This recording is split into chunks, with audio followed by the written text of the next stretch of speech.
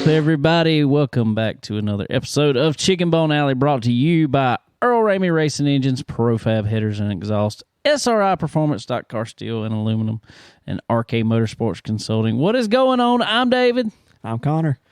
We got a new co-host over here. He is y'all heard him the other week, Connor Lee. He has he's come on. Well, he's still in school, and he talked about some soccer and stuff the other week, so might have some stuff coming up with that. But other than that, he's going to be full-time with me, man.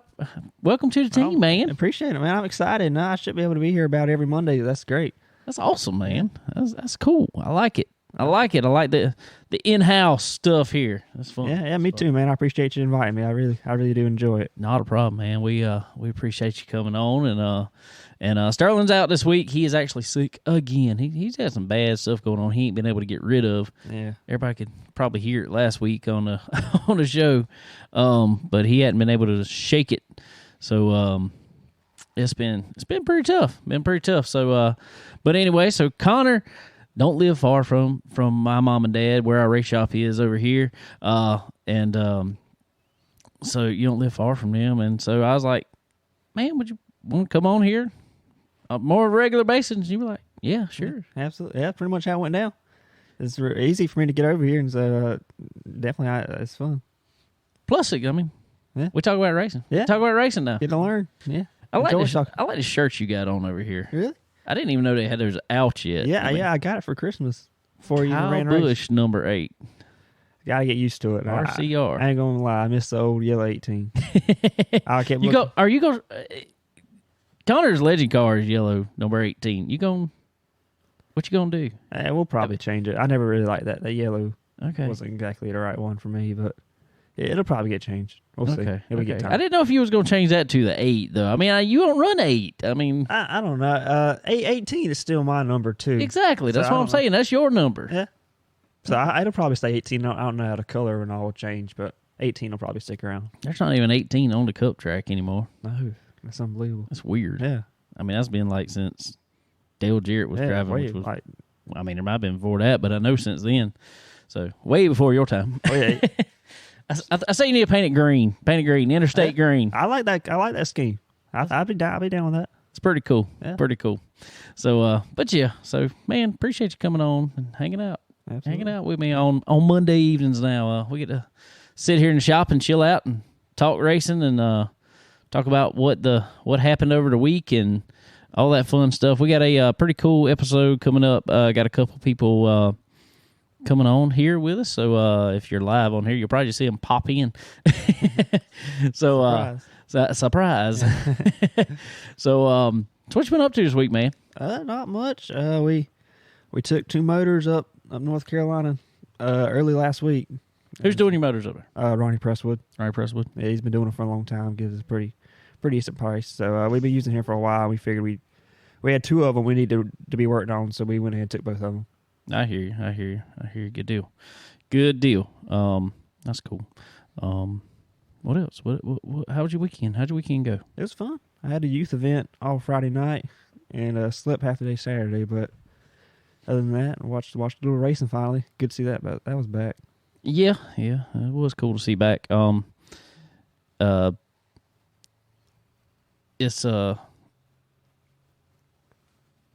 was cool for some racing for sure. I had to deal with sick kids and stuff. Oh, it's not fun. Landon decided, well, he didn't decide it, but he got sick last Tuesday night. He started not feeling good. Yeah, Landon came down Tuesday, started not feeling good. Wednesday stayed home from school, was running a little fever, so still wasn't there Thursday. So I was like, well, let's go to the doctor. And took him. He had strep throat, so that was wonderful. He got some antibiotics, all that good stuff. Got over it in a day or two. Then yesterday we got home from church, and Jackson all of a sudden went to bed, which is very unusual for him. You don't really take. I mean, you know. I mean, you've seen he's autistic. He don't really talk. he says what he wants, but he all of a sudden he went and got in bed and he was sick as I don't know what. Kayla took him to the doctor today, and he's got strep throat. Ooh. Yeah, a lot of that stuff going around. Well, the bad part is he just had it a few months ago and got it again. Yikes. So I don't know. Who knows? Yeah. But Friday night took my Charger car over to our buddy Chad Webster. I saw you had that. Yeah. Always real good. Good move. Good move. Yeah. Good move. I just followed in your steps. Hey, I found that setup sheet over there with. You don't want that one. I promise. Yeah, I don't know. I'd take it. I mean, yours is looking pretty good. Last time it was on track until it didn't. Yeah, if you can though, find the one that says 22. That one was looking good. That one was looking real good. That one was looking real good out there. It was sitting over there. We got it. But he's over there checking it out now, and it seems to be good to go. I think you about ready to get it out on track. As soon as he's done with it, and we get everything we need for it. I mean, it's ready to go. I mean, it's just, fine tuning, little different little things here and there. Oh yeah. So, but pretty soon making its track debut, hopefully. Yeah, hopefully so. Hopefully so. We gotta get out there. Yeah, I'm ready to see. Got to get it out there. I want to go ahead and throw this out here. Y'all see it back here in the back, actually, on the back of the Legend car. We got a new show affiliate on here, Dixie Made. I saw you had it. Looks good. Looks good on there, don't it? It does. Matches. I like that. It matches the car, matches everything. Y'all head over to, if you're here in the Florence area, want some of the good, some of the coolest, trendiest clothing line, especially Southern apparel, we'll say. Head over to Dixie Made. Head over there. So we're right on the side of the Florence Flea Market, right there off of Highway 76. Yeah. Oh, I got you. Yeah, not too far down the road from you. I have to check it out. Go check them out. They got some cool stuff over there. Go check out Brandon and his crew over there at Dixie Made. But yeah. So had all that going on. Like I said, had church, all that fun stuff.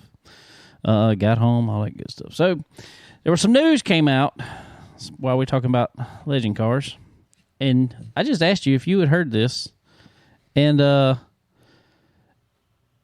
you said you hadn't. Nope.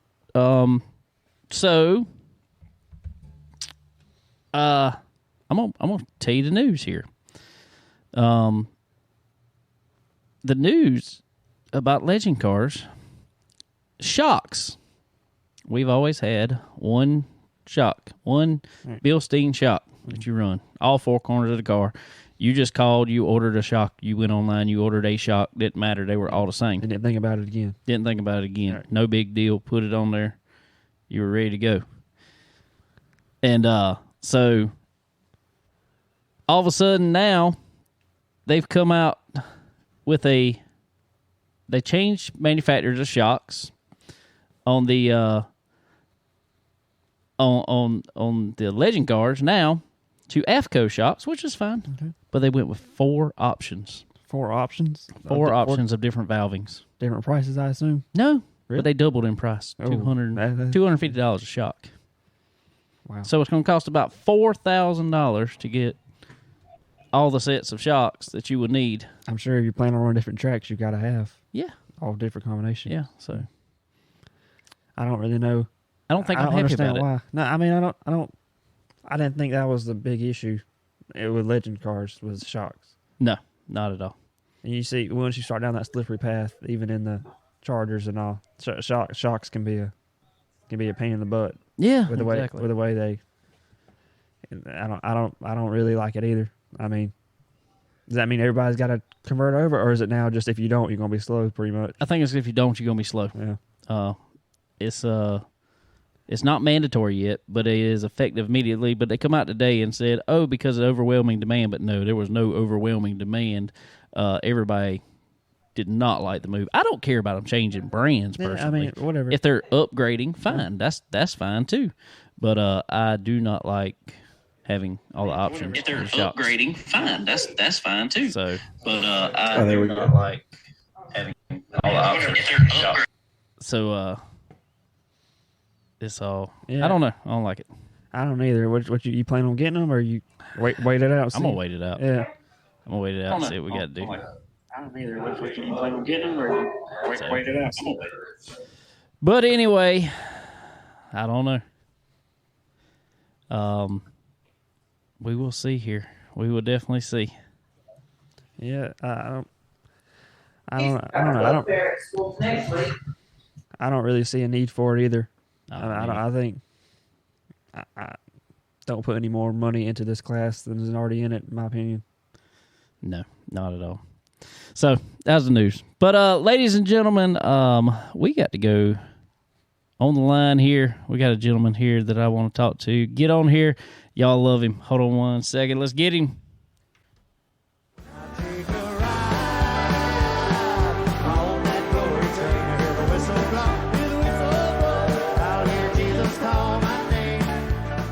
Ladies and gentlemen, man, I am proud to call a friend of mine, front man for one of the coolest bands out there, awesome fiddle player, front man for Dirty Grass Soul, Mr. Kevin Dedmon. Kevin, what's going on, my man? Not much, just hanging out. Got the family there and there. Like I said, my birthday was yesterday, so if you hear some noise in the background, my 3-year-old is watching his new favorite show is Dukes of Hazzard, which I think is pretty cool. Awesome. That my 3-year-old wants to watch Dukes of Hazzard. So if you hear sirens and crashes and stuff like that, it's that in the next room over. So just hanging out with the family, man. Appreciate y'all having me on. Yeah, man. I've wanted to get you on for a while. Me and you've talked. We've been on some lives and stuff, But I want to actually get you on the show here and talk with you. So, man, I appreciate you coming on and hanging out with us and giving us some time, buddy. It's really cool, really cool, really cool to it's cool to know cool people. Yeah. You're one of those cool people. Well, I'm a fan of I appreciate that, but I don't know how cool I am, but I'm a big fan of the show, man, and everything you do with it. And I appreciate you having me on there. I know I'm not necessarily a racer, but I'm a huge race fan and play a lot of the races, and we share that common interest. So it's always a blast to be here on the Chicken Bone Alley show with you. Oh, man, I appreciate it. Well, cool, man. Well, let's first of all, before we get into any racing, man, what have you been up to? What's the band been up to? What's new for Dirty Grass Soul? Well, we've got a new single, Take Me Back to the Holler. It's coming out February 24th. We haven't even released that, so that's breaking news on Chicken Bone Alley podcast. I was about to announce that on our Facebook here in a little bit. We've also got our video from last year's sold out live at the Don Gibson Theater show. We're about to put out a video from that. This time of year, man, is a lot of, it's kind of the off season for music. A lot of the shows, kind of during the holidays and the winter months, it's more indoor club dates. And we like to go out there on the outdoor shows, the big festivals. Those are kind of what I've shifted my focus to. So during like January, February, usually I try and go in the studio, revamp, write some new music, get everything geared up for this year shows. We're starting out, I guess, March. We were in Columbus, Georgia this past weekend, but we're off now until the first weekend of March, then heading down to Daytona for Bike Week for that. So then that kicks off the pretty wide open the rest of the year after that. I saw that. Go ahead into Daytona. Buddy of mine, you know him too, Billy Giles. He messaged me. He said, I saw everybody's going to be in Daytona. And actually, some reason, I think Broken Spoke had put Rebel Sun was going to be there too, and I was like, I don't think they're going to be there.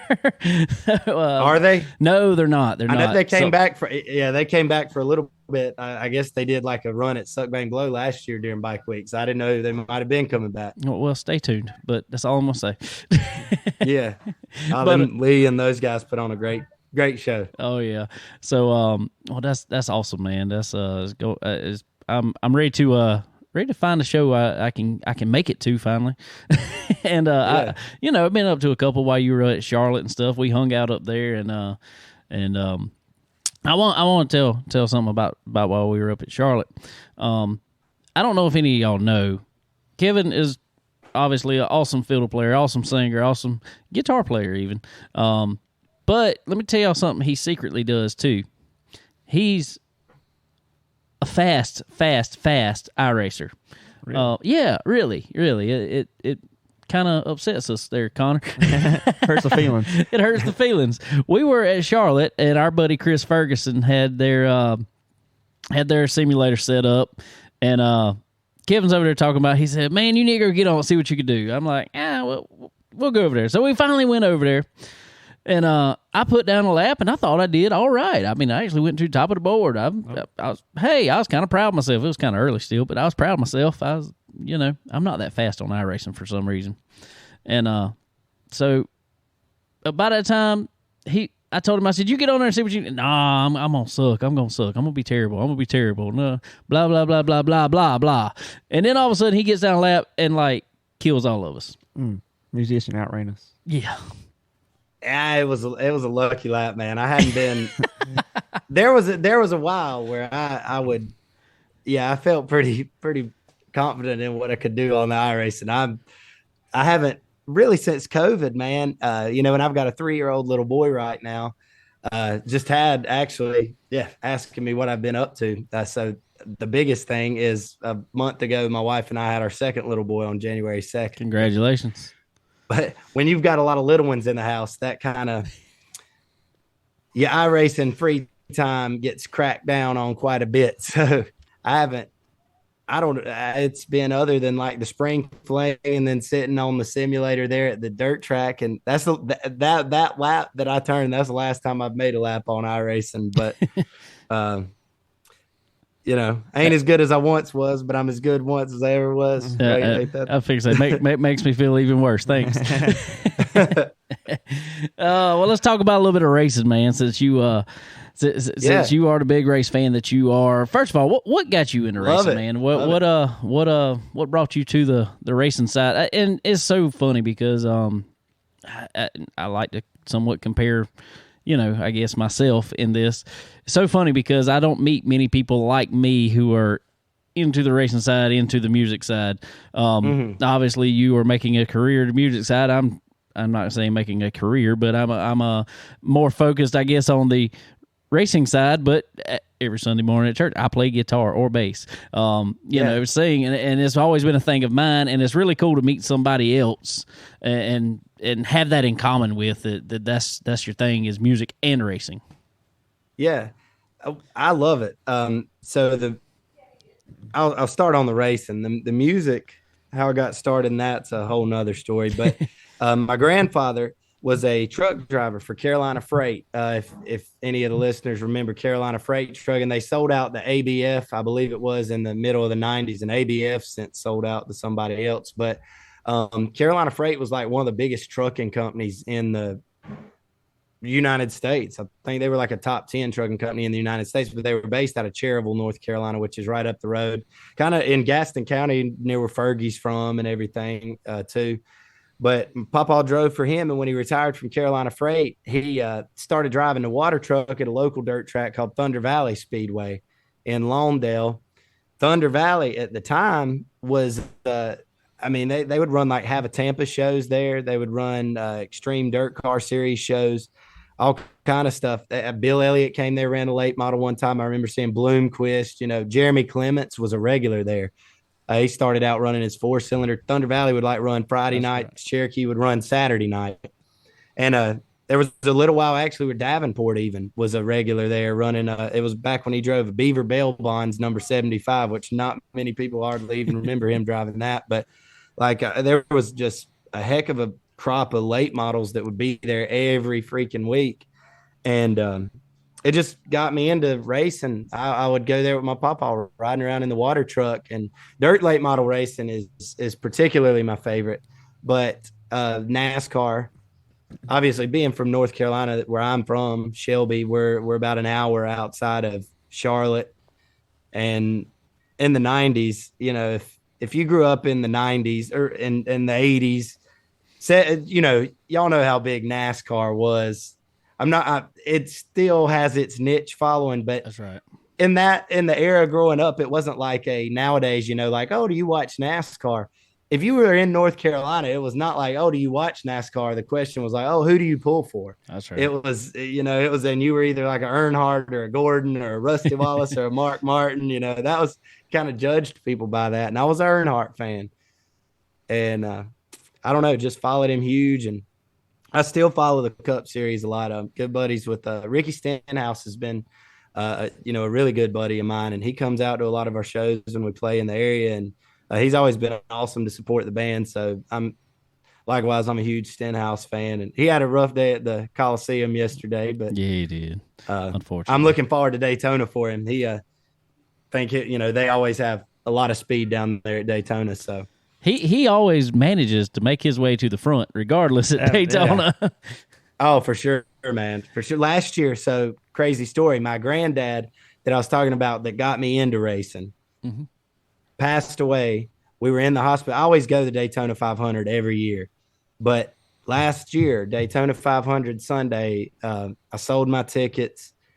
His health was like moment to moment at that point. And I was like, man, I can't go down there and just be worrying about my papa all the whole time.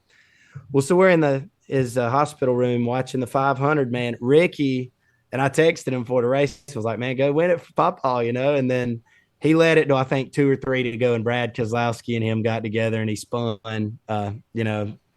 Anyway, it was like, I thought for a minute, I'll just never forget that. And my papa wound up passing away later on that evening, and it was just, I'll never forget that, watching the Daytona 500 there. And he was who got me into racing, and I thought it was only appropriate. He stayed through the Daytona 500, and then as soon as it was over, he was like, well, I'm dipping out, y'all.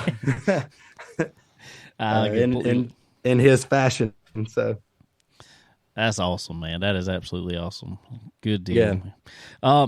So did you check out some racing over the weekend by chance? Yeah, I did. I watched all that Coliseum deal. I see, Connor, you got a Kyle Busch shirt on, man. I've got to be honest with you. I'm big on the Kyle Busch train right now. I'm hoping RCR kicks ass this year. Yeah. I really do. I ain't gonna lie. I love seeing Austin Dillon up in the mix last night, putting some respect back on that 3 car. That's right. Driving it. Yeah, finally driving it like Dale, it was.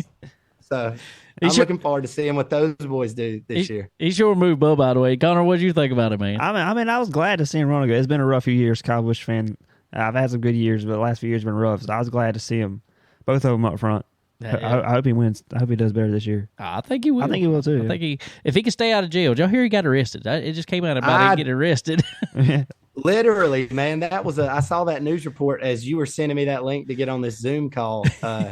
I saw that, so I guess he's good to go on that, right? Yeah, he was good. I read it. They said he really didn't get arrested. They detained him for a little while till they got it sorted out, and then they let him. I guess took the gun and then let him go. Yeah, so that was good. That's wild. Well, all right, Kevin. What was your overall thoughts of the? Because I haven't even said anything about it on the show myself yet. We hadn't talked about it yet. So, what was your thoughts on the Coliseum last night?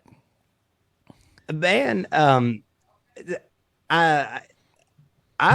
actually really enjoyed it. I thought it was a good show. There were things about it that I wasn't crazy about, but I thought for what it was, the racing itself, I mean, on a track that tight, I saw people whining.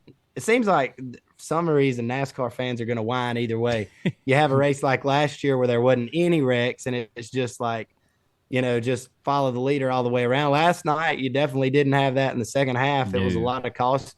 But, I mean, that's sort of like Bowman Gray. If you go to Bowman Gray, it's kind of that same thing where it's just I thought the end of it was pretty good. There was some comers and goers. Ryan Preece, I thought he was going to win it for a while, and that would have been a huge upset win. I think if he hadn't had the electrical issues he was having, I think he might have had that.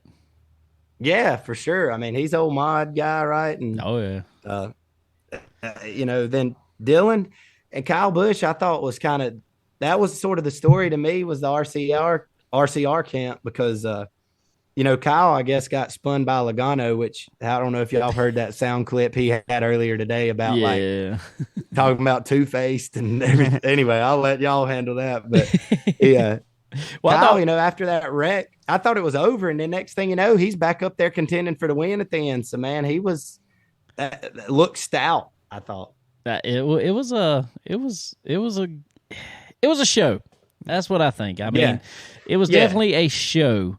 Like you said, the Logano Kyle Busch thing, and I thought it was so funny because they were up in the booth together during one of the heat races, calling the heat race together, and they've had a history. I mean, everybody knows they've definitely had a history, and it's really funny when all that happens to me, when people who've had a past like that have to get together in a booth like that, then all of a sudden they go out on track and Logano just, I don't know what Logano was thinking, because he just drove it in there way too deep and just, but I don't know. They were all running over each other. So I mean, yeah, and I'm not disagreeing with what you said, Kevin, by no means, because I think you're right. I think it was definitely a show, and it was some there were comers and goers. I just think there was a somewhat of a lack of respect, I guess we'd say, and I don't know there should be any respect. Oh, for sure.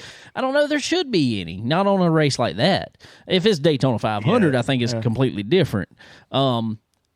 It is just, I guess that size of that track probably is what leads to that. You know what I mean? Because it's like somewhere like Bristol, I guess you can now, especially now, it's a short track, but you can steal multiple lanes, and you can kind of there. Basically, that deal yesterday, the only way you're going past somebody is if you rough them up. It kind of looked like. That's right. And it's I don't know.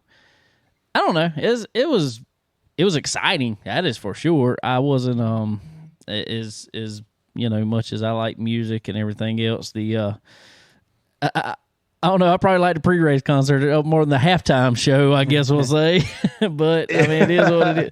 I guess they were appeasing. You ain't a Wiz Khalifa fan? Nah, not really. I can't get into the black and yellow for some reason. Man, it was funny. We were watching it with my dad, and so Shelby High School, my high school's colors were gold and yellow, so or gold and black, excuse me, but that was black and yellow. We I remember hearing that at basketball and football games all the time. My dad was like, what the hell is this? And I'm like, man, this is, I guess they're, I mean, I think that was what it was yesterday. They're shooting their shot at trying to target a new demographic. Well, yeah, that's what I think that whole thing was yesterday, and it definitely is. And they're playing, going for that LA crowd. That's what I was fixing to say. They're playing to the crowd out there. They're playing to the LA, and I know there was a lot of people, and I'm not trying to be Debbie Downer over here by no means, because I mean I enjoy watching it. But I know they were talking about, stuff, a sold out crowd and all this stuff. And I'm looking at stands. I'm like, no, that's not sold out. Not sold out at all. No, it makes you wonder how they come out on that. Because I feel like that deal has to be a massive undertaking money wise to, have the LA Coliseum. I mean, I don't know. They're, how the government, there's probably government grants and all. There's probably so much stuff we don't know about with the money behind that. But it just, if you look at the numbers of it and the people in the crowd, it sure didn't seem like, I mean, it was a good crowd, no doubt, I would say, but it was not like even close to sold out. I wouldn't have thought. I mean, was it even like half, maybe half to three-quarter full? I don't even know if it was that full. Maybe so. Yeah. Well, I saw an interesting thing somebody put online too. And now it did fill out, I guess, right about the end of it, not completely full, but more than it was at the beginning. Yeah. That the tickets didn't say, did y'all see that the tickets actually said like start time 5 p.m. Oh, wow. But so like the heat races and all the LCQs and everything out there were way before that. So it was like, if you just saw on your ticket, it was only like the feature is what it was talking about the start time. And it was like, man, for that, with the setup like it was, and I didn't mind the format of it, kind of like the heat races and LCQs, kind of like a dirt track type deal. But it seems like if they wanted to get the fans out there, they would have just said like it started at 1 o'clock or whatever time, Yeah, well, that's what I would think too. But who knows? I guess they're going that it did better than it used to the last few years of Daytona. Even I guess I don't know. I don't know. I guess I'm old school enough myself that it was just always at Daytona, and I felt like that was, I don't know. I hate to be that guy that's just saying, "Oh, I'm just stuck in my ways," and I'm not necessarily, but I feel like they could have got the same product going to like a Bowman Gray or something like that. Oh, for sure. So I don't know. I'm not hating on it. It's actually cool racing. I think it could be a good show. And it was a show. It was definitely an exciting show. It's just a lot more caution. I think there's just so many cautions that just kind of drug it out to me that second half of the race. But that's just me. Yeah. That's just me. You know. Yeah, you're definitely right. I mean, it was, one of those things where I try and look at the good side of it, and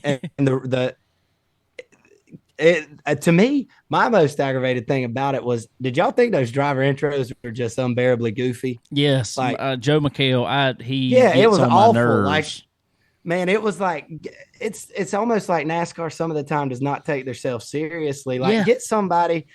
I'm sure there's some celebrities out there that like love NASCAR and like, could introduce them. Like, he called Kevin Harvick freaking Kyle Harvick. Can you imagine it like an NFL game and them introducing like Aaron Rodgers as Tom Rodgers or something like that? Like, come on. Exactly. And another thing, and I'm on hit on he got my sun drop there. I wish we don't ever have sun drop here in South Carolina. No. Can't ever find it anywhere. I found it at one store the other day and I reached in the refrigerator and it was hot. I was like, geez, it's terrible. So, but anyway, another thing up there that I'm going to hate on Fox for a second for, and I appreciate Fox. I think they have a great show, and I think they do a great job with Clint Boyer up there, and I like listening to Clint. I really do. I am so tired of the cartoons. Yeah. Yes. That was the other thing I was going to say. It looks stupid. It looks absolutely stupid. Yeah, the production was really weird. I'm being negative Nancy today, aren't I? I agree, though. I'm not trying to... Dude, like, it's the Busch Clash. Like, y'all remember those epic, like, 80s and 90s intros to the race? It's like that you don't have to reinvent the wheel. Like, even just cutting on Flow Sports or whatever... Some of these dirt broadcasts like Dirt Vision and Flow Racing, I feel like either one of those, their driver intros beat that. Just read the list of the drivers off and have like a, anything other than that. I don't think anybody can beat James Essex reading drivers off. It like builds excitement for it, like have a cool song playing in the background and ladies and gentlemen, rolling off road 22. That's right. Whoever, it's just like that builds the excitement, not whatever that was yesterday. Yeah, you're right. Like I said, not being negative. Just throwing it out there. But racing action, as far as the heat races, to me were so exciting. That was some of the best racing I ever saw. I mean, it really was. That was guys were doing what they had to do to get in the show, and I love that. Yeah. I love that. I just don't like it on lap 20 out of whatever they're running. Yeah, 150. Out of 150 when they run over each other. But when there's 2 laps to go in a heat race, and I'm not going to make it if I don't pass this guy. Hey, I'm all for it. Put a bumper to him. Mm-hmm. So those were really cool, and I personally. I would love to see that more in the NASCAR realm. I know owners and sponsors would absolutely hate it, but I would love to see that. Yeah, no doubt. I mean, I guess they'll throw a fit with people not making the show and then people getting sent home, and I guess that would be their argument against that. But you're exactly right. I mean, that, and another thing that I think brought the heat race is so good. You remember Daytona? Now we're coming up to Daytona. You remember how like the twin 125s were important because it was like there would be good cars sent home. That's like, right. It was like you'd have 50 or 60 people showing up to run Daytona, and you might have somebody that was a legitimate contender not even make the Daytona 500. Whereas now, everybody does. So I thought that whole heat race format was cool. Yeah, I dug it, and I guess we would, coming from the, being at dirt tracks and stuff that we are, which is, still weird to everybody that I talk about dirt tracks the way I do, but yet I'm driving 2 asphalt cars. But but I love it. I really do. It's cool. So it was my good. boy Stenhouse, he he I guess put on a show in the heat race. Him Yes. and Chase Elliott, that deal. I hated to see it, man, because but I mean, I think if he'd have went in that Is corner what it about 2 mile an hour slower, he'd have been all right.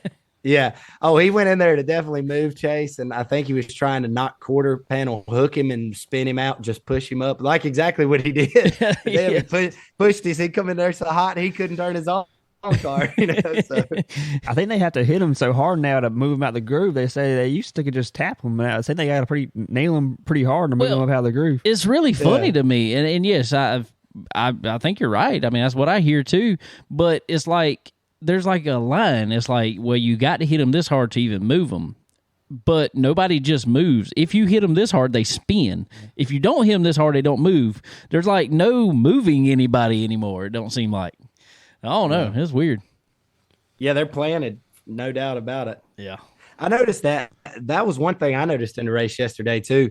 Bubba Wallace's car looked freaking awesome. I don't know if you were like paying attention to it, but his car had so much drive off of it. It did. I do think those 2311 whatever. Yeah. That team will be a force. I think with not Ty Gibbs, Tyler Reddick. You know, taking over the 45, and Bubba was strong last year towards the end of the year. Those cars look good, and I mean his car. It just was so good. I was noticing Dylan a lot there toward the end looked like the RCR cars didn't have bite off the turn, and that was where it just seemed like Bubba was killing them. So. Yeah. Yep. You're right. Well, moving on from that, I guess. So congratulations to Martin Truex Jr. taking home the medal this year. They did a podium with medals, which was, I guess, fitting for the LA Coliseum, considering it was an Olympic stadium. Pretty cool, something different, something unique for that race, and I hope it stays that way. I like unique for particular races, just like Martinsville, victory lanes on the front stretch. I love that short track feel. So that was pretty cool for that. But anyway, moving on, Kevin. Man, you did some. You and Dirty Grass Soul did some stuff with our good friends at SRI Performance last year, man. At Eldora, it was awesome. That was awesome show. Unfortunately, I didn't get to make it up there, but I watched a good bit of video from it. We'll put it that way. So, are you going to get to go this year? I don't know. It's still looking at it right now. So I may. Who knows? Who knows what'll happen? Man, I loved, and y'all got a shirt talking about the racetracks that y'all played at and stuff, and it's really cool. Y'all and Connor got to see y'all for the first time there at North Wilkesboro. So that was cool, man.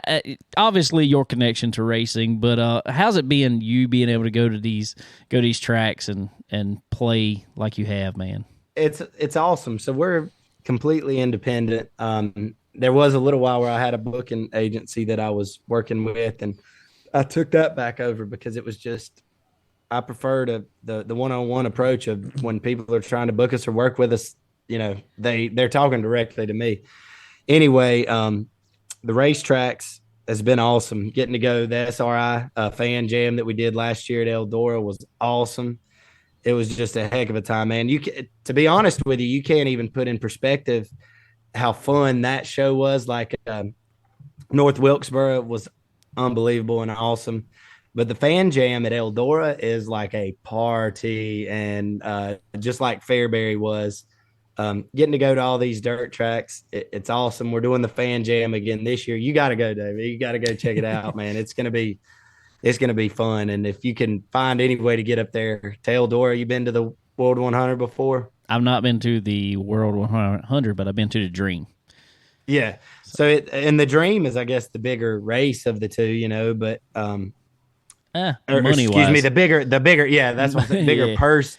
Bigger purse of the two. Yeah. The World 100 is definitely the most prestigious of the two. But it's just special to be up there, and you can feel the electricity in the air. Like it has that feel like a Daytona 500. Really, when I've been down there, just you can feel it in the air. Like, this is cool. This is special. It's awesome, and I was just stoked to be a part of it. Fairbury, same way. Wilkesboro. Man, when we did that, y'all were there that night when Yes. we played. The Wilkesboro show that we played was the night when Dale Jr., for the listeners that don't know what we're talking about.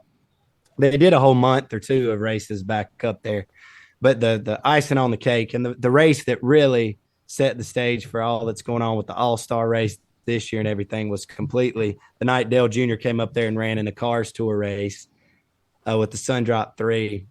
And I don't think I'm over exaggerating this in the least. Both of y'all were there. You know what I'm talking about. I can't ever recall being at any track, any size crowd, and feeling a more electric environment, or just like, this is special. Like, this is cool. Like, I've got chill bumps on my arm right now just talking about it. Like, it felt like a historic event. That was awesome and something I'll never forget last year at Wilkesboro. That was a lot of fun. Oh yeah, no, You were in stands. How was it in stands? I mean, we got there like maybe an hour and a half before it started, and it was slowly filling up. And by the time they dropped the green, they know they had to delay it because so many people tried to get in. By the time they dropped the green flag, it was 4 or 5 deep standing room. It was crazy. I mean, there must have been every other person had a Sundrop shirt on. It was pretty. It was pretty cool. It really was. That was one of the coolest. Just the. I don't know, the vibe, the feel in that place was just so cool. It was so nostalgic, yet such a comeback feel that it was, I don't know, it was awesome, man. It's so hard to describe other than, without you being there, especially for us that grew up, watching races at that track and stuff. And so it was so cool to be there for them to open that back up. I don't know if you can see behind me or if my camera's zoomed in enough, but that's like right there's the poster from that night, actually. Sweet. Yeah, I got it hanging up on my wall back there. Sweet. All right. Well, beyond that, man, speaking of some dirt track stuff, you've been keeping up with the beginning of the year here in the dirt late models. Them boys and them boys and them Longhorns are putting it on them right now. They are, and I am stoked for my boy Nick Hoffman. Yes, me and Nick are really good buddies. He's come to a lot of our shows. It's him and Stenhouse. That's kind of how, to go back on that relationship, that's kind of how me and Ricky got to be buddies. And Nick Hoffman he's Stenhouse's next door neighbor for all intents and purposes. And anyway, Nick, with his accident last year, had that scary accident, him and Mason and Nick's dad were all banged up in that. And so for him to really take a lot of time off from racing and then just come out right out the gate down there at Volusia in the World of Outlaws races and was a threat to win every night. I look for him to make some moves in the World of Outlaw stuff. And then this Lucas Tour looks like it's got a ton of contenders in it this year. You are right. Between Davenport, Devin Moran, Ricky Thornton Jr., they have kind of set the world on fire here the first of the year, and no doubt. I like my boys from. Don't get me wrong, I got a bunch of other friends too, but I got some good friends over there at Longhorn. I like them guys for sure. They're good guys, and it's cool to see them succeeding. Succeeding is not even like that ain't a strong enough word. No, it's domination right now. Complete domination, man. They are. If you ain't in a Longhorn, you ain't winning right now. Pretty much. I told somebody that the other day. I was like, they were talking about it, and I said, well, you got 2 options. You either get beat by one or you win in one. That's the only options you got. So, race them or chase them. That's it. That is it. That's it. Well, man, I want to keep you on here forever, and I know me and you could talk forever about racing and all this stuff. What y'all got coming up here soon, man? So I know you talked about it a little bit at the first. Let everybody know how to find y'all. Where you'll be at, all that good stuff. Yeah, we're releasing some new dates. We're releasing new dates all the time. Our next big shows will be though we're going to be down at Daytona Bike Week. We got 4 shows down there at the Broken Spoke and Iron Horse Saloon. Those will be great. Then we'll be in Bristol, Tennessee in March too. Just going to be all over the place, adding dates all the time, but you can go check us out, www.dirtygrasssoul or dgsoul.com. And we're on all the streaming services. we got a lot of new music that we're planning on releasing this year. I hope it's going to be a big year for us. Last year was an incredible year.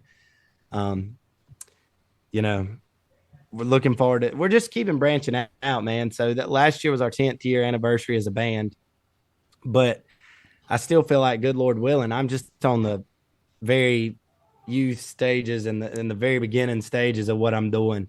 I mean, I feel like I got a lot of gas left in the tank. I've got a lot of drive to do it. You know, I ain't planning on quitting anytime soon. Although I would like to make, you know, at least get to some point where I had enough money to buy me a Longhorn chassis one of these days. And then there you go. That's making it to me. If I get it, give me enough money to buy me a Longhorn to play with. Oh yeah. Gavin, have you ever got in a race car and drove one?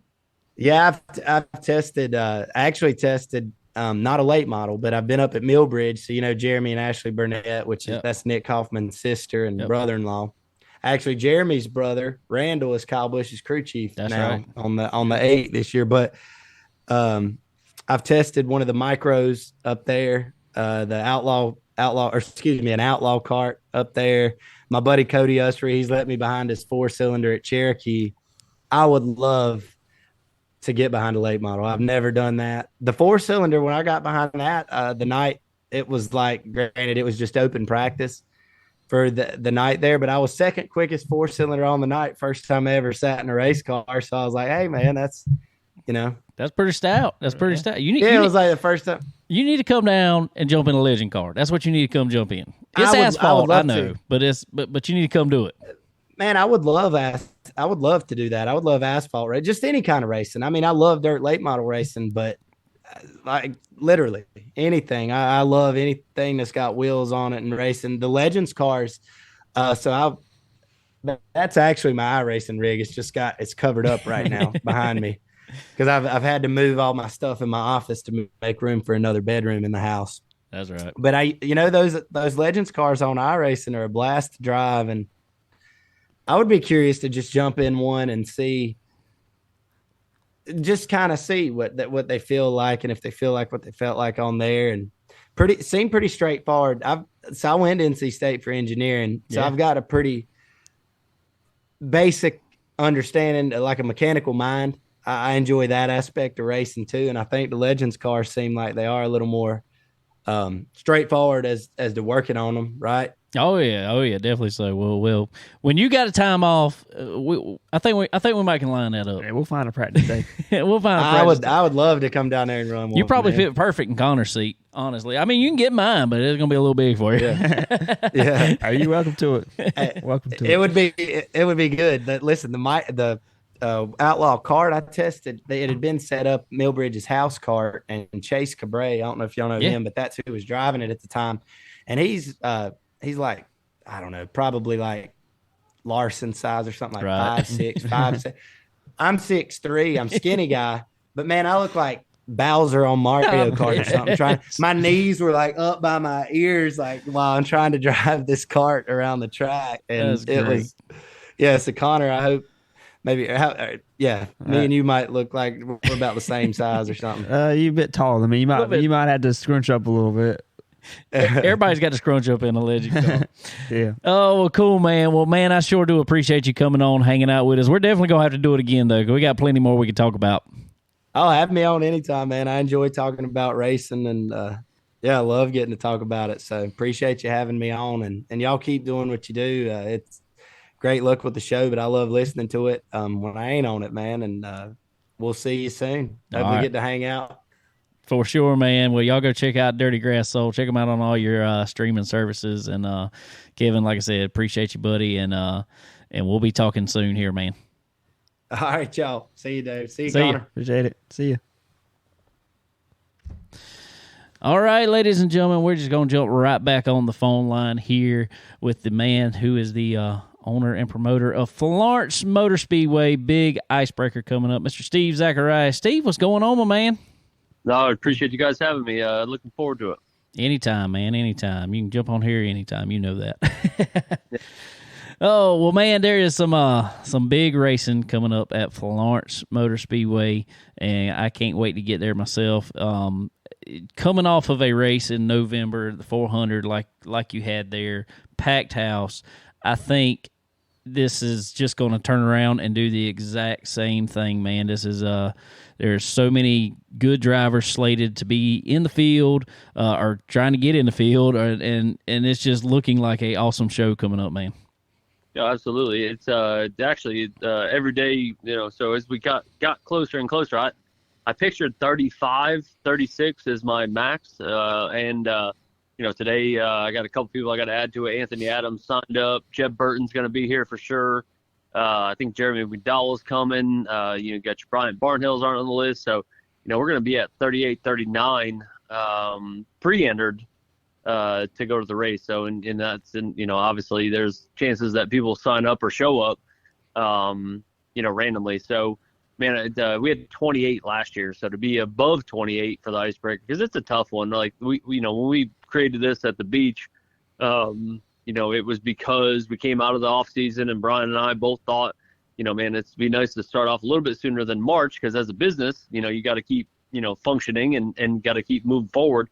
And it just is, on its 8th season has grown leaps and bounds that I didn't see it growing this quickly. So, it's going to be a good day. Obviously, kind of had to move the race week. This was supposed to be our week. Last weekend was supposed to be the IceBreaker based on our normal day, but we decided to change it. Junior's coming, and he was excited about being a part of this. And, with the Coliseum race being last weekend, we had to kind of adjust a little bit. So going into this weekend, it kind of makes the Bandoleros and Legends a little rough because you got the Winter Nationals coming up. But I think for the most part, I think mini stocks, super trucks, and definitely late models are going to be a great show.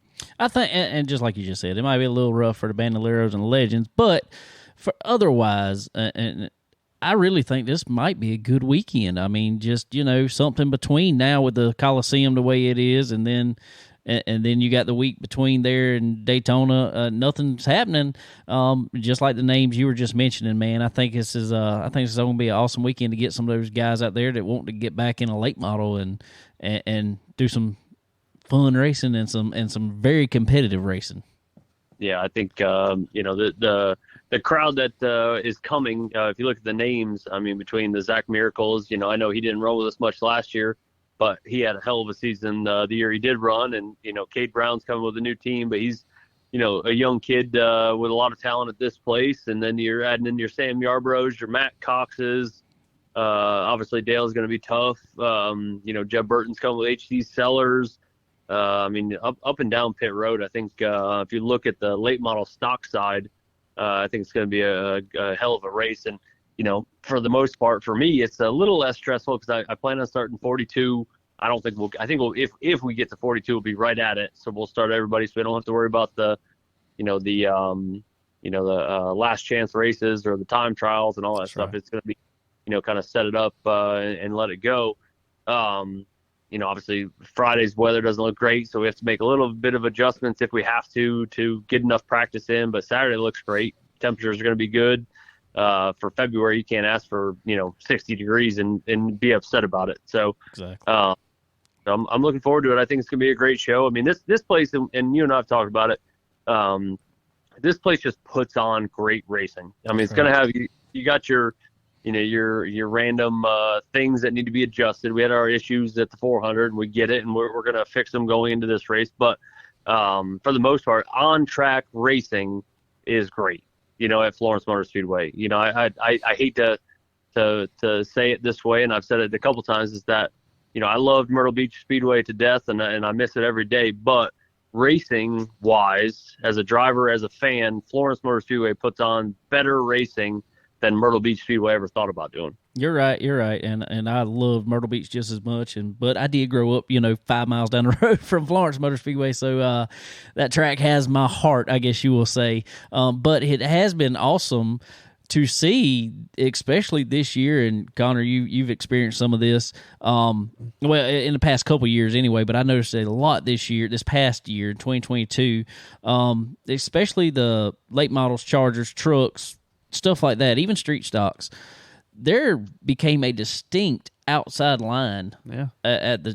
All the way around the track. Yeah, that's one that wasn't there a long time before. Exactly. It just when I was younger, it was always wrapping the bottom, wrap the bottom, wrap the bottom. Well, now, especially you talked about Bryant Barnhill. Bryant loves the top of the track and makes it work. And just like you said, it is starting to put on some of the most exciting racing I've ever seen, really, especially around this area.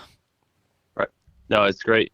And I know you're right there, Connor, but I've said this numerous times to a lot of people that Connor Lee will be the next best late model stock driver here coming up before too long, because he's put on a hell of a show. I watched him at Dillon, and man, I was cheering like heck at Dillon, and you can wheel, and he knows what position and where to be, and I'm looking forward to seeing you running at the top with these guys. Hopefully we can get you in the race with Junior before too long, and you can show them how to actually do it. But this place here, I'm saying that surface is a little bit like Myrtle Beach. It's got the rough abrasiveness, but at the same time, like I said, you can go up top. You can go. You don't have to knock someone out of the way. You can actually overdrive them and outdrive them. Like I said, I've enjoyed it. I've had a couple times to make some laps here. And enjoyed every minute of turning laps here. I've enjoyed watching laps here, but like I said, I know Charlie, he worked his butt off to get the place where it is, and I hate that he's not here to see this. But man, it's been the last couple of races that the 400 having 53 cars, and then this race coming to the IceBreaker with 28 from last year, and now going to be close to 40 is an incredible feat, and we're excited about all of it. Yeah, definitely, man, definitely. And I told you this at the.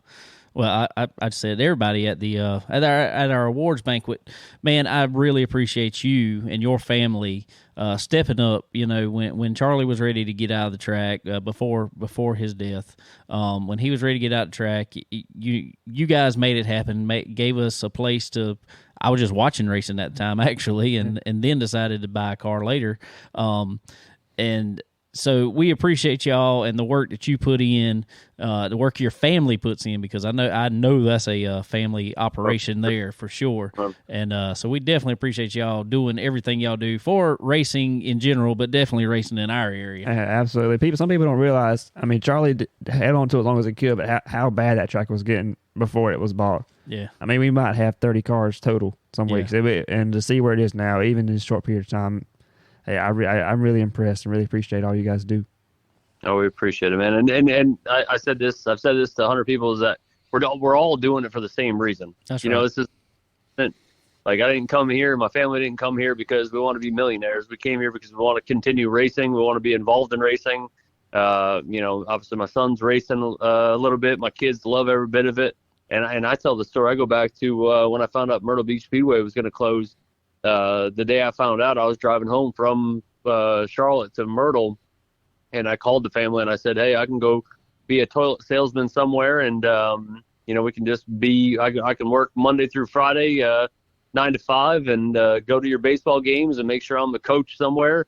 I said, it's up to you guys. I said, you want to race, or you want me to do that? And they said, let's keep racing. I said, all right, well, keep racing then. So it wasn't my decision. It was their decision to continue. And then from there, they've stood behind it, and obviously, having my wife has been a strong supporter of this. Without her being behind it, it'd be about impossible. Especially leading up to the 400, I've lived at at Florence, so I was never home, so she had to handle all the actual day-to-day stuff. So it takes a village it takes an army to make this work. So. My family has been behind me, and I'm excited. And like I said, we're going to continue and get stronger every year. Good deal, man. Good deal. All right. Well, talking about the racing coming up, what all classes are going to be running? So right now, again, we're going to keep monitoring the weather. Right now, we got Friday is going to be practice. And with that being said, everyone can practice. You got your late model stocks, your super trucks, mini stocks, legends, bandos. And then, as long as weather permits, we're gonna practice Friday, and then if it doesn't, then we're gonna cancel Friday, mount tires Friday, kind of mount practice race for everybody, and then Saturday we might add some more practice if we need to if Friday gets rained out. But either way, Everything starts bright and early. So 8:30 gates on Saturday. Late model stocks, super trucks, mini stocks, legends, bandos, and then from there, we're just gonna have to kind of keep an eye on the weather. And Saturday looks great. I mean, Saturday's gonna be perfect. It's just what we can get in Friday, and if we got to adjust Saturday to try to kind of compensate for some of that. So keep it on the social media side, Facebook. We're gonna make sure everyone knows what's going on. But the divisions. Again, I think the main ones are going to be the late model stocks, super trucks, and mini stocks. I think legends will be good, and then bandos will be there because, man, I go back to the 400. How cool was it? Could you imagine, Connor, you're younger, but could you imagine at the 400 being 12 years old in front of 3,000 people? How cool was that for those guys? And I think the Bandolero division is a great division to start. I'm looking forward to its growth. I think our car count for that was amazing last year. And I only see it getting better. I 100% agree. I think having the bandos and legends and all that at this track are very good. I mean, just a feeder series. See many of those guys already moving up into legends and then moving up into chargers or street stocks or whatever. I think it's great to have feeder series around the racetrack. Definitely so. Yep. Definitely so. And your son is one of them, man. He was able to he was able to win the track championship this past year in the in the Bandolero. Yeah. I don't know how long Owen will be a competitor at Florence Motor Speedway. You know how that goes. But for the current time's sake, no, he's doing great. He's starting to, I tell people that I've seen the change. He started at 11, and he's starting to finally get the passion and the desire, and you're seeing where he understands. Like the other day we were running that road course up at Charlotte, and he said, Dad, I asked him, I said, how are you going to pick up a second and a half to catch up? He said, well, first off, he said, I'm hitting the chip way too early. He said, I'm hitting the chip and then they're pulling me and they're hitting the chip. He said, so I got to change gear. And so like, that's been, a process with him. Before he used to get out and just walk away from the car. He's like, all right, I'll come back to it when it's ready. Let me know. Let me know when practice is. And sometimes you had to chase him, but he's starting to finally make that transition where he's understanding racing. He's enjoying himself. He's getting passionate about it. And, he's got a busy few weeks. We're going. So he's got, I think he's going to miss this week at Florence because we're going to Florida that next Sunday. So, the day after the IceBreaker. So him and I are leaving Sunday morning and we're going to Florida. He races Winter Nationals Monday through Saturday of next week. So he's got a busy schedule ahead of him and excited and looking forward to, being a parent overlooking him making some laps. So that's going to be cool. Just keep him off a four-wheeler this year, apparently. Oh, God, no, what? They ain't telling me. So first practice at the at Charlotte, I got him there Saturday. And I don't know if you, Connor or David, if you've been there, they're flying around that road course, whether it's the legend car or the bando. Well, he comes off of 2, and he caught the leaders, and he wanted to keep up with them. He come off of 2, and he caught the rumble strips, and he spun. And when he spun, it was the second corner was like a sweeping right-hander. He spun, he smacked the wall, and it took the car off of 4 wheels and spun it, like pirouetted it in the air. And he somehow smacked his hand on the wall while he was doing it. Like he hit so hard that his hand come out, smacked the wall. I said, "You are about to your hand, like he's gonna be mutilated between his the 42 stitches from crashing the 4-wheeler, and then smacks his hand." I said, "All right, tone it down. Like he's only 12, and right now we've barely got a right hand. We're gonna make him walk around with arm restraints on." Yeah, mighty.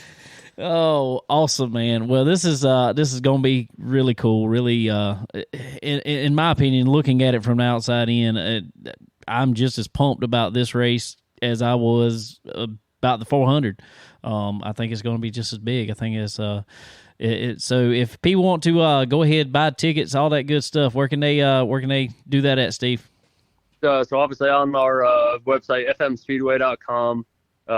Links right on the main page, and kind of the key to this event is if you purchase your tickets in advance, you have an hour advantage on everyone else. So we're going to let people that pre-purchased in at 11, and then day of show stuff's going to be at 12. So if you want to get in, make sure you got a good seat.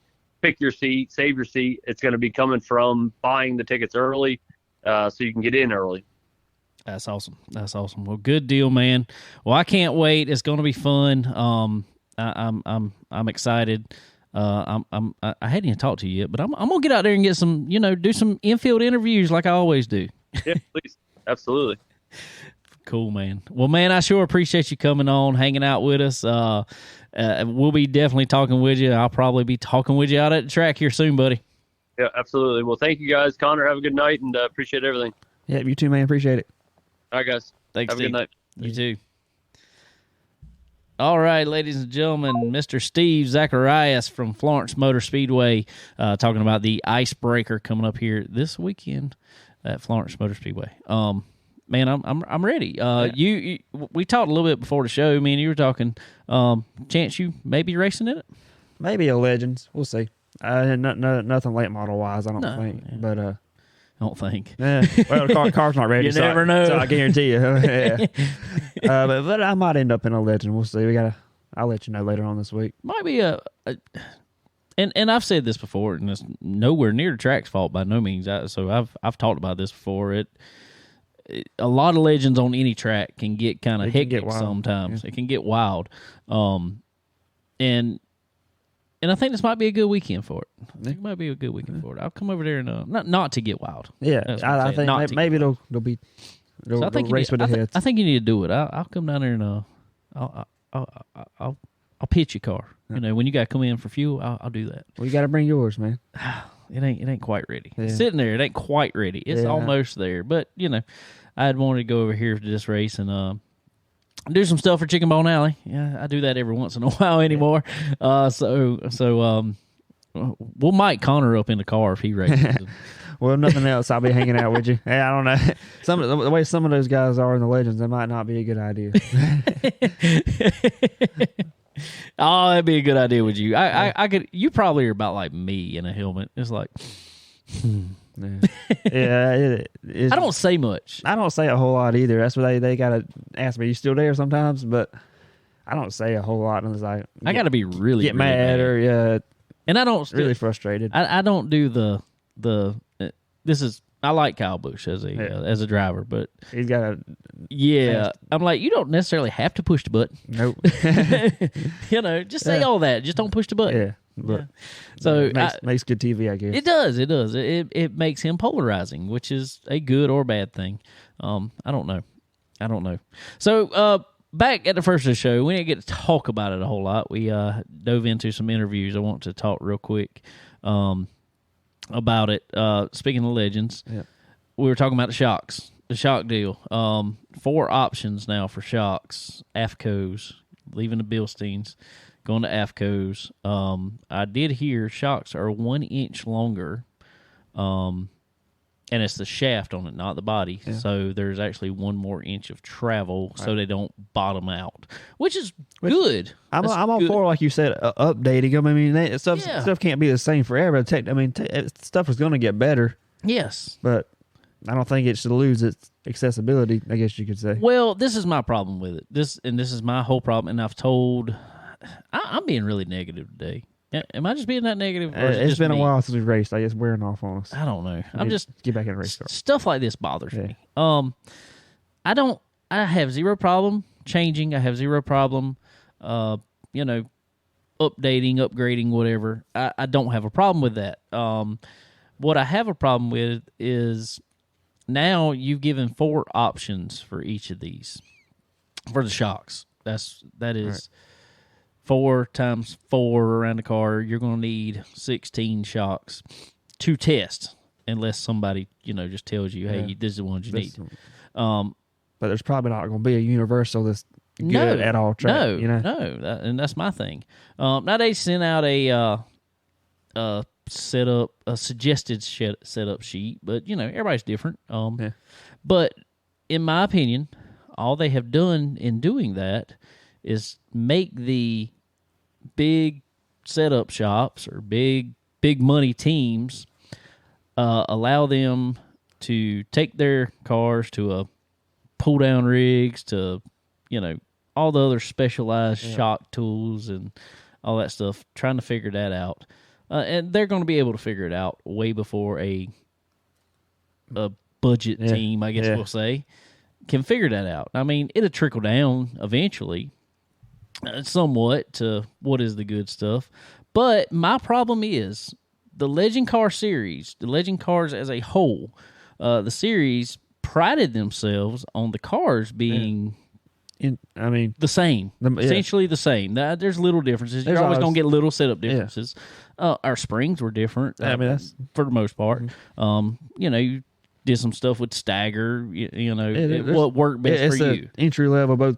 Maybe not driving, but setup wise, you learn what this and that does when you move up to the more complex. Exactly. But it was a driver's class. Yeah, absolutely. It was, you had to learn the feel of that car.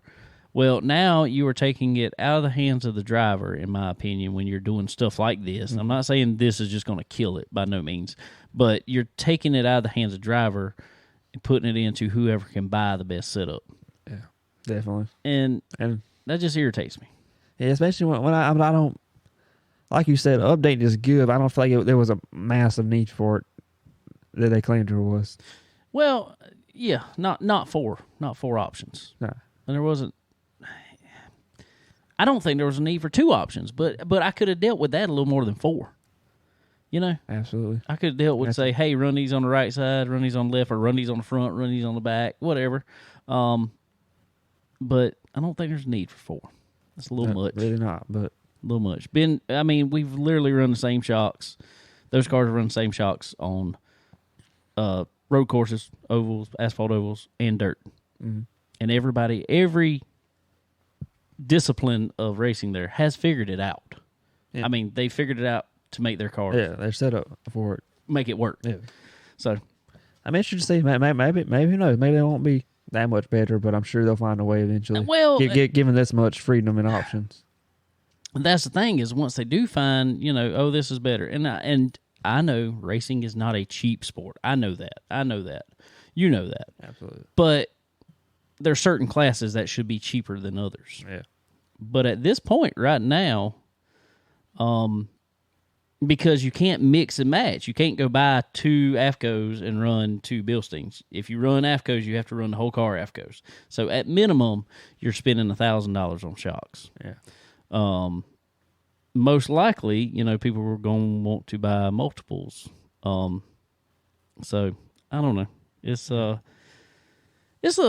don't know. It was a big topic of discussion. It's a huge topic on Facebook right now, sure especially. Yeah. People are kind of upset about it, and it's some of the bigger guys even that are not liking it, but there's some that are all behind it.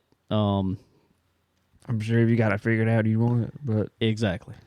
But yeah, I don't see the purpose for it other than I don't see the we'll make a little more money here. Yeah, that's exactly right. If you're already in it, it's not. My thought was even is like, all right, well, why don't you just, if you want a shot that has 4 settings, why not just make one shot, an adjustable shot with click settings, click valvings. Makes too much sense, I guess. You buy one shock. Yeah. Click. Yep, there you go. And there you go. And that seemed like an easier option to me. That way you didn't have to buy 16 shocks. Yeah, especially for this class. Exactly. But we'll see. I don't know. Maybe that won't trickle down to the local racing yet. I hope not. We were talking about it. No. Who knows? But it'll be on its way. Who knows? Oh, yeah, it's coming. It's coming. Ladies and gentlemen, I'd like to thank, as always, our good friends at Earl Ramey Racing Engines. Give Earl a call if you're looking to up the horsepower in your ride. If you are looking to, take away that disadvantage that you, if you ever have a disadvantage of low horsepower, you feel like you just don't have the strongest motor out there, get with Earl Ramey, our good friend Earl Ramey Racing Engines. They're top of the line guys. Got everything that you need, any class. I don't care if you're running late model, dirt super late model, dirt crate late models, crate motors in general for dirt street stocks or whatever. I don't care what you got. Earl can make it happen for you. So head over to Earl Ramey Racing Engines and pick yourself up some horsepower today. Get some time on this chassis dyno. You know how important one of them things is, Connor. There's a lot gained on the chassis dyno. Absolutely. Ton ton gained on a chassis dyno. So set yourself up some time to get on that chassis dyno, pick up, all the extra bolt-ons you want to find and see which one makes the most horsepower on your motor. While you got some time on there. So head over to Ramy Racing. One of the things he's going to tell you to put on there, I can tell you this right off because they're tried and true, tested multiple times, especially on some Ramy Racing engines. It's some ProFab headers. That's right. They are their slogan is they are quality that wins, and the reason being is because it's true. They are quality that wins. At pile of dirt races already this year. Brandon Overton, you seen one. He's on ProFab headers. Every NASCAR Cup car on the track has ProFab exhaust on it. I should tell you something right there. Exactly. They don't cut corners. Exactly. So y'all head over to ProFab headers and exhaust today. Get yourself some good looking exhaust. They not only do they function great, make great horsepower. They look good too. Sound good. They do sound good. They sound good too. So head over to ProFab headers and exhaust today and pick yourself up some. Also, our friends over at SRI Performance. Me and Chad were talking about this the other night. It's pretty much like Walmart for race cars. Walmart for a race car. Walmart for race cars. What could be better? He even showed me some stuff. This was really cool on his car. They went in the used part section, which I absolutely love. You ever been up to SRI? I don't think I've been to You're going to have to restaurant. go with me one day. Where's it? Is it up in? It's in Mooresville. I've probably been by it. I might have been by it. I might have been in it. I don't know. I've been in so many up there. Well, Connor's new on the show, so now he's got to come into the SRI family here. Right. So you're going to have to go over there with me. Definitely. Yeah, let me know. For sure, man. I'm sure we've got stuff Well, dude. all over the Oh, place. yeah. Chad was showing me on his car, they wanted some brake blowers on his car, but Chad is all about cutting weight on a car, which is awesome. I completely agree with him. That way he can put it where he wants it, which is attention to detail. And one of the biggest attentions to detail he made was he wanted some new brake. They had just brake hoses going to the front brakes. He decided he wanted some brake blowers. Well, we pull off the hood. He don't have just regular brake, plastic, old, heavy, big brake blowers. No. He found in the bins at SRI Performance carbon fiber brake blowers. Things weigh literally nothing. I bet. And he told me, and this is just telling, I might be telling some secrets, Chad. I'm sorry if I am. I ain't trying to. I'm just, pointing out that made a huge difference in their car. I'm sure. He said you got to keep brakes on it. Exactly. He said that Greg during the race, he said pedal started feeling a little spongy. You know how it does. Just after a long run, you start feeling a little softer. He said he switched fans on instantly, almost just like that.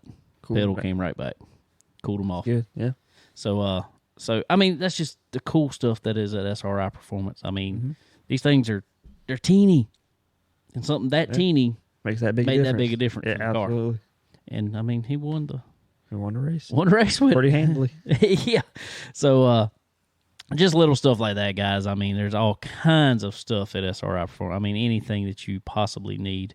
I'm just gonna tell you this. I got an account there because I get all kind of stuff, even stuff I have found there for the Legend car. Yeah, awesome. So I know there's a lot of stuff we have to buy straight from Inex and stuff like that, but I have found stuff that we've needed there. So Chad said nothing like good used parts. That's what I'm talking about. I love some good used parts. I'm gonna need to find some of them shortly. I know. Yeah. But if you are guys, if you are over in the headed to get some parts for your cars, whether new or used, if you're going online, go to www.sriperformance.com. Fill that buggy up. Let's see if you know this.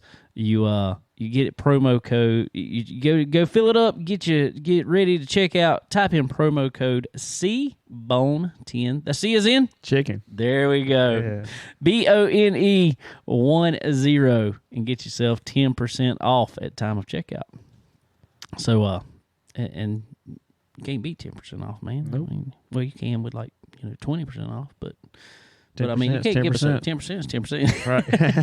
That's a lot. I mean, you really think about this, guys. I'm just letting y'all know because I know the money I spend on race car parts. 10% could You can have 10% of that back. Exactly. You'd be rich. You might buy a tire or two sometimes. So y'all head over to SRI Performance and pick yourself up someday. Same deal over at Stock Car Steel and Aluminum, guys. Chad, I keep using Chad as an example. That's because we talked a lot the past couple of weeks about a lot of race car stuff. He said when he was on the show here, there was material sitting there at his house or at the shop waiting for him to get there to build a rear clip, and they sent that car off for powder coating this past week. So that's pretty cool. I thought that car was killed, and got the materials right in from Stock Car Steel and Aluminum. Probably not going to miss a race. No, he'll be back. Absolutely. Good to go. So y'all head over to Stock Car Steel and Aluminum, get all the material you'll need for your race car coming up, guys, and go see all the stuff they got. They even, if you haven't listened to some of them, go back and listen to some of our episodes from this past year. We did all the talks with the guys. If you listen to some of them from Stock Car Steel, talking about some of the, I guess we'll call them exotic materials that they had in there, it's insane. There was these pieces. I mean, they provide some of the aerospace materials that them guys need. So it's cool stuff. I bet it's cool. So head over to Stock Car Steel, get any of the materials you need, guys, and put them in your car because they are top notch materials.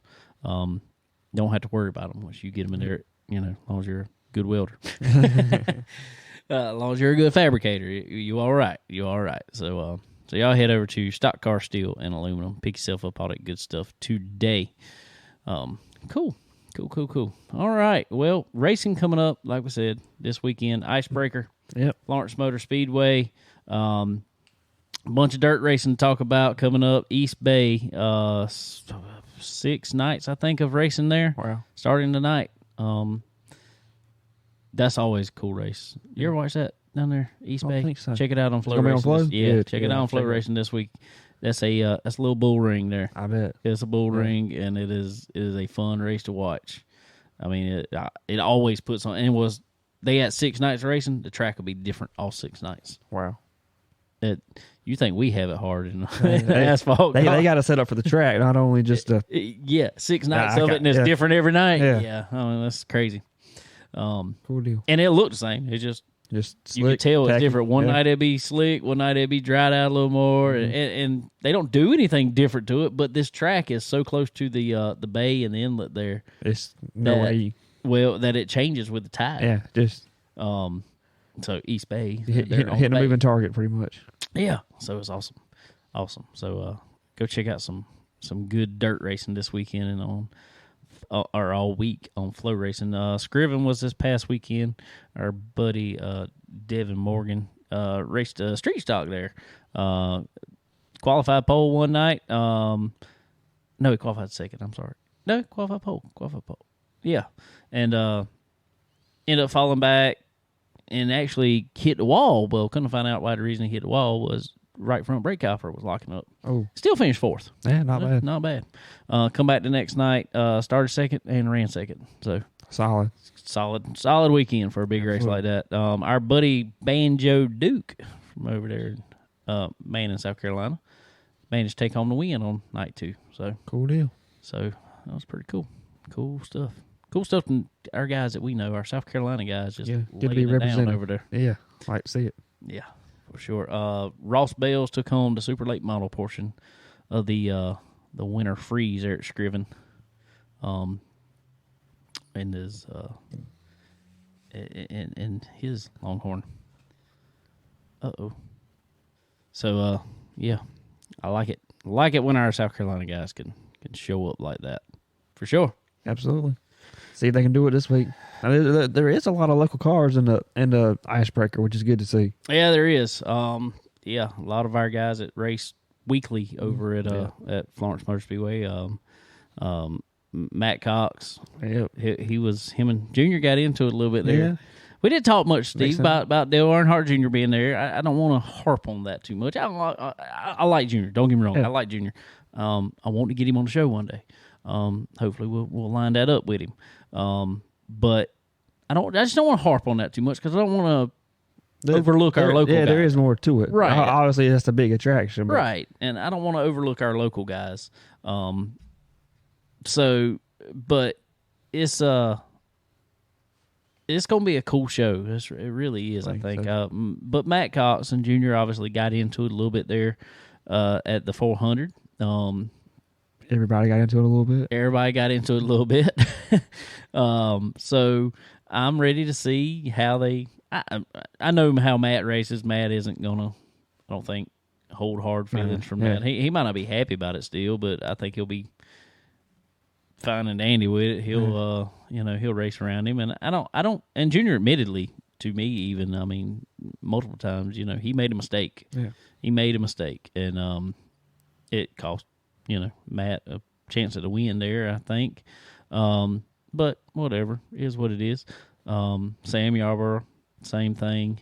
That was a heck of a race he was putting on up there, and then all that drama. The caution, no caution. Yeah, who gets to go back up? It was all a big mess. Yeah, and unfortunately, guys, I know some people like to call out the track on that, and try to, man. If you're not right there in the midst of it, and you know how this is, I've probably been one to get mad about it before because I'm on the bad end of it. Mm-hmm. But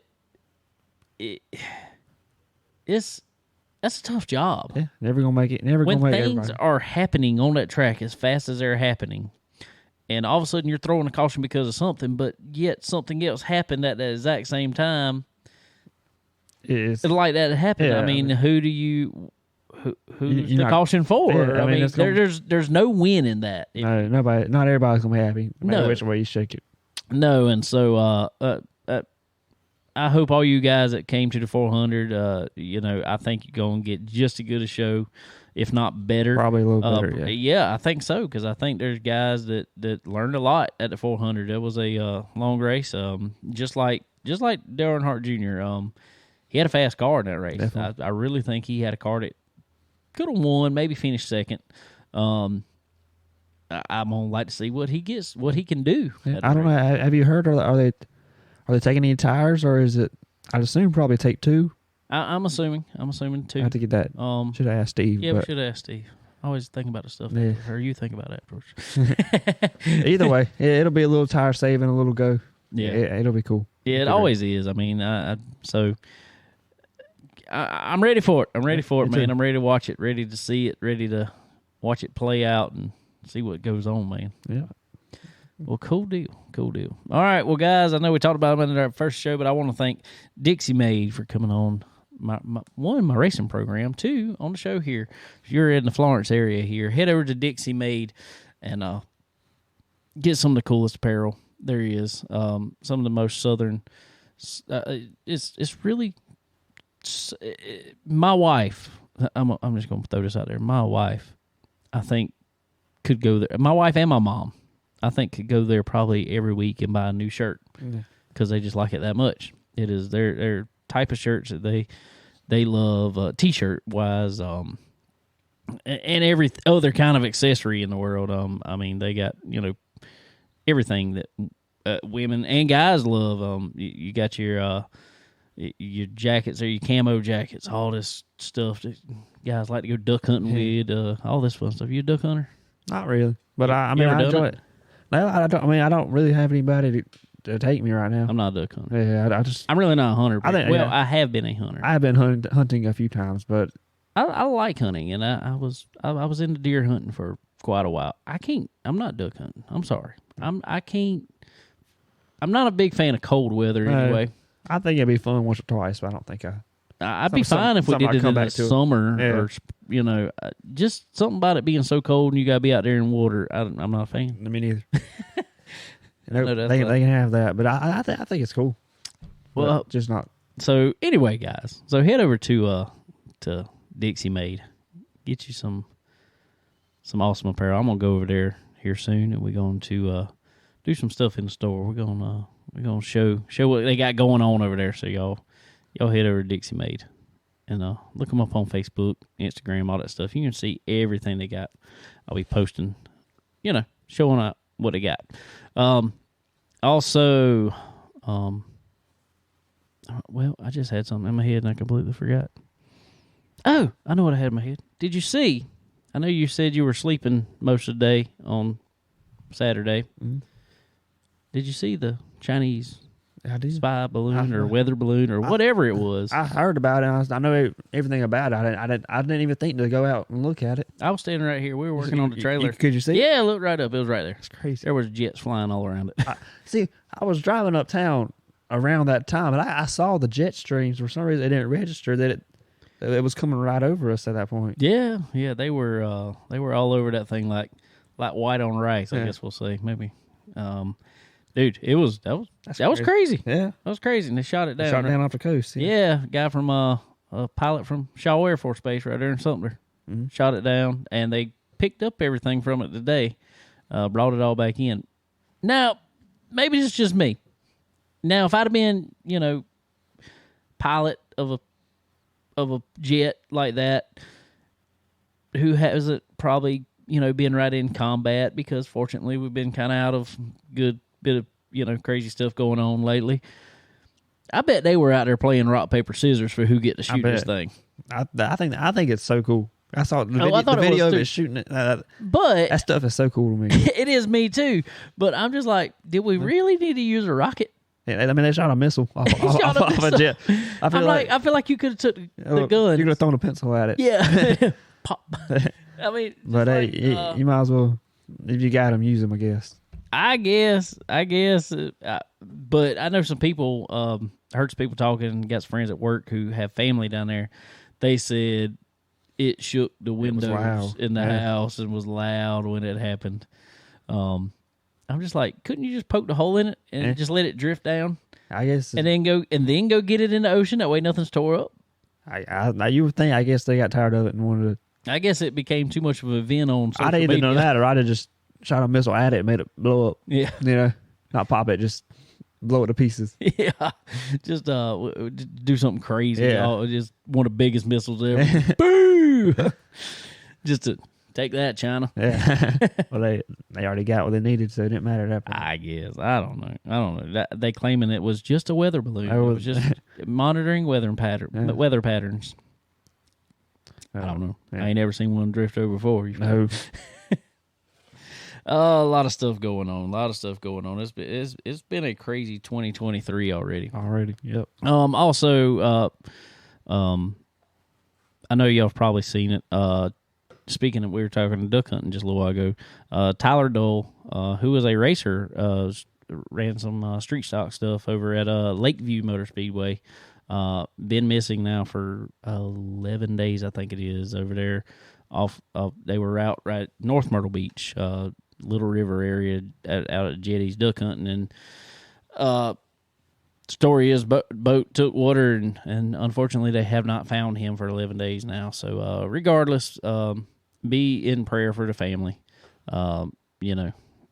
Everything going on, it's got to be a crazy time regardless. Yep. So Can't imagine. yeah, me neither. So anyway, what you got? What else you got? Anything? We got anything else?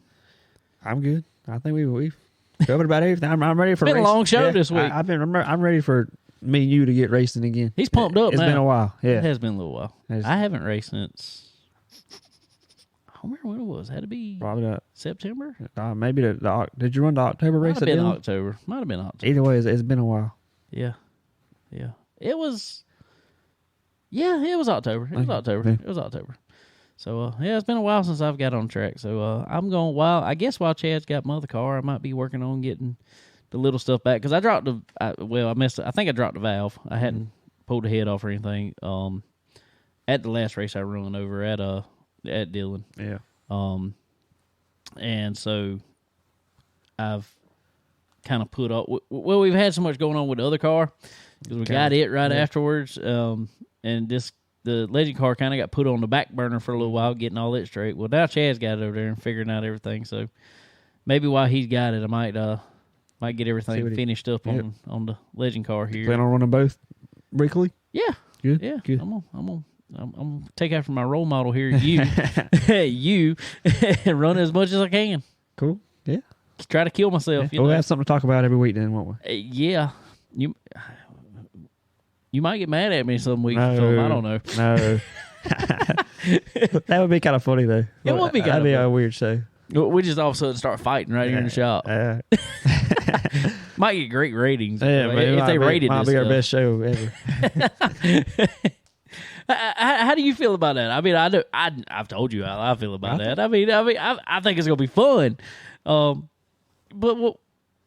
I'll go ahead and say this again. I've told Connor before, and we kind of did touch on track one time for the lead, even. But I told Connor, obviously he's here on the show, so I wasn't mad about it. I've told Connor, I know if we touch on the track, I don't care if we went in there and somehow just wrecked each other completely out. I know it's not on purpose. Yeah, definitely. Because I know how me and you, I know how you, when I'm around you, you race. I feel like I try to do the same thing. We race each other hard, but we know when one's there. All right, a little faster. Yeah. Give Lou, come on, yeah. Give Lou, come on, let's go. Let's both go. Yeah, for the better of us. Both of us. But Yeah. I'm excited. I am too. And I'm really excited to get, two opinions of what happened in the race the next day, You're so narrow-minded when you're in the car of what happened around you. I think it's going to be cool to have both of us. The only thing I know is, and I got lucky, I only spun out necessarily one time this year, but apparently it was right in front of you. Oh, yeah. Yeah, I wish I might have the GoPro video somewhere, but yeah, you got together with that guy coming out of four, and it ended up facing oncoming traffic on the front straightaway, and I was on the brakes, had them locked up, and got off just in time for it to cut and turn around you. We'd have had two Royal race cars. I guess I kind of had my head turned, looking the other way, seeing where I was going. I didn't know that. I saw it on the video because I got a GoPro video. Yeah, I've seen my it. car. Yeah, you can barely see me come by, but I mean, I was within inches of hitting you. I thought I was about to nail you, but yeah, we both got lucky on that one. That was just talent. That was your talent. That was your talent. You was driving over there because I wasn't driving at that point. I was just holding on. Well, you was ahead of me, no doubt. Until that point, I was running good until I wasn't. Yeah, that's how it goes. Oh, but that's racing. Well, cool. All right, guys. Well, y'all come on out to Florence Motor Speedway this weekend. If you're not doing anything else, you're in the area, come see stars like Dale Jr., as he said, Jeb Burton, there are a few other people, big names. But anyway, come see our local guys regardless. Come support them, our Bryant Barnhills, our Matt Cox, our Kelly's will probably be there. Kelly's, yeah. I start thinking, I know all these people now. I start thinking about it. It's just like, so, but regardless, I don't care where you're at. If there's racing this weekend, I know there's not many places yet, but if there's racing, go support it. Go support your local tracks, wherever you're at. So, anyway, well, I'm going to go, I don't know what I'm going to go do. I'm going to go do some stuff. Oh, everybody, we was talking about iRacing earlier. I do want to say this real quick. I know we're at the end of the episode, but, we Chicken Bone Alley's League will be starting on February the 19th.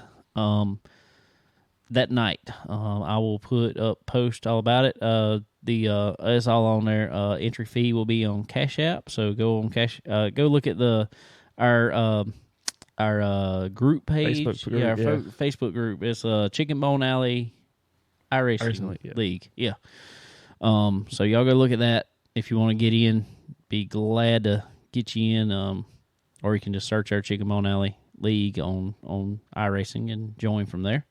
So get as many people in there as we can. Yeah, have a good time. We're going to, have a little entry fee just to make it fun, to make it competitive. Yeah, I like free races, I really do, but I don't know. There's something about when there's a little bit of little dollars on the line. Some people like to get real serious about it. I think sometimes that's fun. Yeah. Sometimes it gets a little hectic, but sometimes it's fun. Yeah, I think it'll be good. So I'm probably going to be. I don't know if I'm gonna race it yet.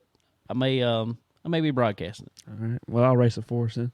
Yeah, you'll race Might for not us. be a good thing. I'll probably have you on, our in-car driver for us. Yeah, sounds good. You, I'll try to do good. I don't know. I'll make you up some Chicken Bone Alley cars for whatever we're doing. I'll have to run them. I'm okay at our racing. I'll say that. I'm I'm okay at best. That's better than I am most days. All right, guys. We sure appreciate y'all hanging out with us this week. Like to thank all our partners, as always. SRI Performance, Stock Car Steel and Aluminum, Earl Ramey Racing Engines, Profab Headers and Exhaust, RK Motorsports Consulting. Also, MPM. Guys, head over to MPM if you are a up-and-coming driver and you are looking to move ahead in this sport and you're looking to get in front or get with some of the best marketing in the sport. You need to get with MPM. She knows Tanya over there. She knows who to know and what faces to put you in front of, basically.